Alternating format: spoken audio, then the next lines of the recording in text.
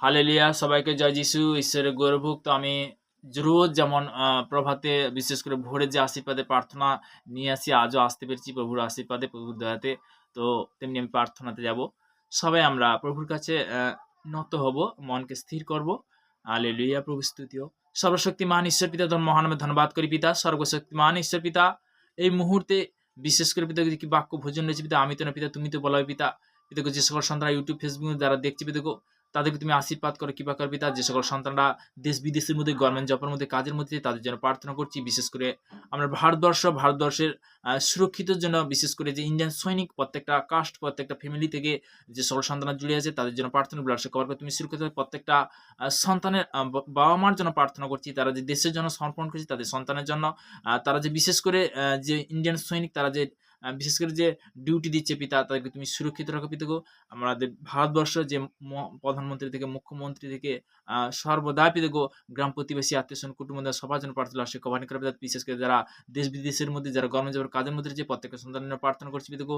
সর্বদা Kerala, Tamil Nadu, Hyderabad, Andhra Pradesh, Madhya Pradesh, Bombay, Pune, Goa, Punjab, Haryana, Delhi, New Delhi, Chandigarh, Kolkata, south branch covering করে পিতা। পিতা গো মুহূর্তে প্রার্থনা করছি পিতা গো। গুজরাট, ইউপি, বিহার, ঝাড়খণ্ড, লখনৌ, লাওস কভারিং করে পিতা গো। উড়িষ্যা, বেঙ্গল, লাওস কভারিং করে পিতা।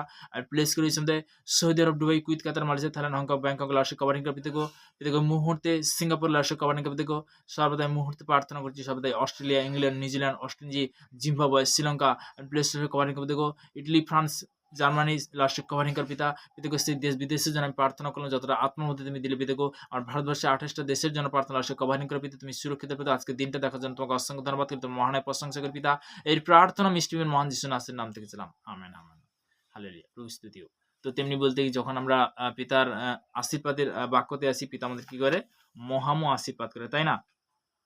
তো তেমনি যে আজকের আমি অনেক আগে ইউথ শিক্ষা দিয়েছিলাম, তো তেমনি ইউথের বিষয়ে আমরা প্রার্থনাতে যাব। তো সর্বদা প্রভুর স্তুতি হোক। সর্বশক্তিমান ঈশ্বর পিতা, তোমার মহানামে ধন্যবাদ করি পিতা। বিশেষ করে ছোট ছোট ইউথের জন্য প্রার্থনা করছি, স্কুল কলেজের জন্য প্রার্থনা করছি। যে সকল ছোট ইউথ, তাদের পড়াশোনার শিক্ষা পিতাকে ব্লাড কভার করে তুমি সুরক্ষিত রাখো। এবং বিশেষ করে যে উপযোগিত যে ইউথ পিতাকে, তাদেরকে সর্বদা তোমার ব্লাড কভারিং করো, তাদেরকেও তুমি সুরক্ষিত রাখো পিতাকে। প্রত্যেকটা মা, প্রত্যেকটা বাবা, তাদের যে স্বপ্ন তুমি সাকসেসফুল করো, তাদের পজিটিভ শিক্ষা তুমি দাও পিতা। পিতাকে সর্বদা এই প্রার্থনা মিষ্টি মহান যিশু নাসের নাম থেকে আমেন আমেন।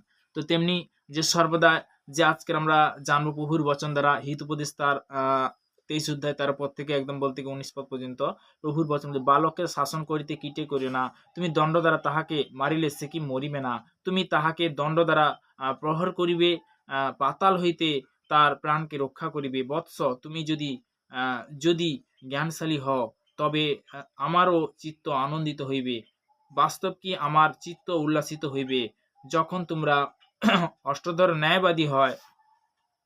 তোমার মন পাপীদের প্রতি হিংসা না করুক, কিন্তু তুমি সমস্ত দিন সদবুতে ভয়তে থাকো, কেননা শেষ ফল অবশ্যক আছে। তোমার আশা ছিন্ন হইবে না।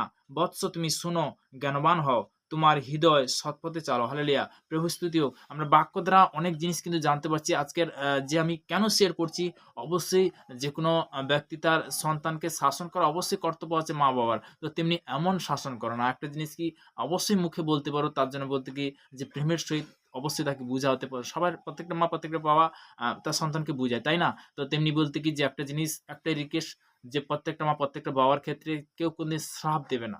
সেই শ্রাপ খতরনাক। তো তেমনি সেই শ্রাপ আমি ক্যান্সেল করি। তো আমি প্রার্থনাতে যাচ্ছি।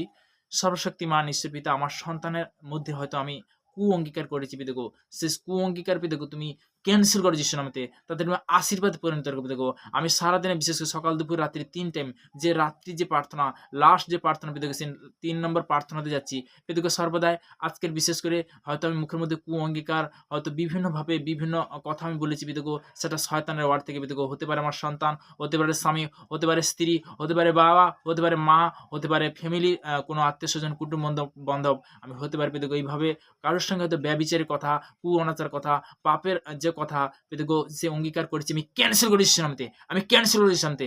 পিতৃপুরুষ থেকে অভিশাপ আমি ক্যান্সেল করেছি নামতে। হতে পারে আমার মা বাবা হয়তো সে অঙ্গীকার করেছে, সে মা বাবার জন্য প্রার্থনা করছি, সমস্ত কুচিন্তা ব্যবচার আমি ক্যান্সেল করেছি নামতে পিতা গো। সেই পিতৃপুরুষ থেকে অভিশাপ আমি ক্যান্সেল করেছি নামতে পিতা গো। সেই বাবা মার জন্য যে আলোর জ্যোতি দেখতে পেয়েছি, সেই বাবা মার জন্য প্রার্থনা করছি, তাদেরকে তুমি বিশেষ করে পিতা গো দীর্ঘ আয়ুতে তুমি আশীর্বাদ করো, কৃপা কর পিতা গো। পিতা গো সর্বদা এই প্রার্থনা মিষ্টিমের মহান যিশু নাসের নাম আমেন। তো তেমনি বলতে কি আমরা পরস্পর যে মা বাবার জন্য অবশ্যই যেন প্রার্থনা করি, ইউথের জন্য প্রার্থনা করি।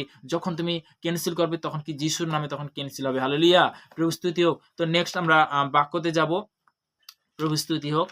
তো যে সর্বদা প্রকাশিত বাক্য তার ৩ অধ্যায় ৬ পদে প্রভুর বচন কি বলছে? যাহারা কান আছে সে শুনুক আত্মা মণ্ডলী কি কহিতেছে। কি বলছে? যাহার কান আছে সে শুনুক আত্মা মণ্ডলী কি কহিতেছে। আমি জগতের বিষয়ে বলছি না, যারা ঈশ্বরের সন্তান, যারা নতুন কি পুরানো। একটা জিনিস ভাববে, যখন কানের মধ্যে যখন পজিটিভ শিক্ষা যাবে তখন বলতে কি তোমার জীবনে সেই লাইফটা কিন্তু চেঞ্জ হবে যিশুর নামে। হালেলুয়া! আমরা সত্যি কথা বলতে কি যে আমরা ভোরবেলা কেন উঠি? যাতে বলতে কি আমাদের শরীরটা সুন্দর থাকে। তো তেমনি বলতে কি ভোরে প্রার্থনাও পিতা অ্যাডভান্স শুনে। তো তেমনি বলতে কি আমরা রুটিন অনুসারে যখন ঈশ্বরের কাছে আসবো, পিতার গৃহতে আসবো, পিতা কি করবে? আশীর্বাদে পরিণত করবে। তো তেমনি বলতে কি যে সর্বদা আজকের বাক্য থেকে আমরা জানলাম, প্রকাশিত বাক্য আবার বলছি ৩ অধ্যায় তার ৬ পদে প্রভুর কিন্তু বচন দ্বারা বলেছে যে যাহার কান আছে সে শুনুক আত্মা মণ্ডলী কি হইতেছে।